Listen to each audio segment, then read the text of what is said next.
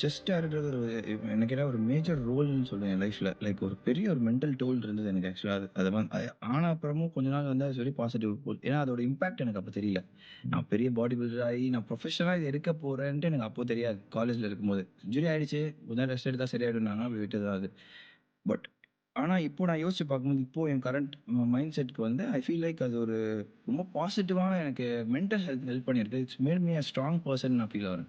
ஏன்னா இது இல்லாம இது வச்சே என்னால ஒரு ப்ரோ கார்ட் பண்ண முடிஞ்சிருக்கு. I was able to find a way to ஏன்னா men's physique is about chest and back. ஃப்ரண்ட்ல நீங்கன்னா செஸ்ட் இருக்கு. 2டே போஸ் தான். இல்லன்னா இல்ல ஃப்ரண்டே போஸ் தான். ஜட்ஜ் பை 2 போஸ் முன்னாடி, பின்னாடி. முடிஞ்சுது. ஸோ ஒரு இதுல நான் இத வச்சுட்டு how can you be a pro out of 800 or 600 பீப்பிள்னா I have to be the best on stage.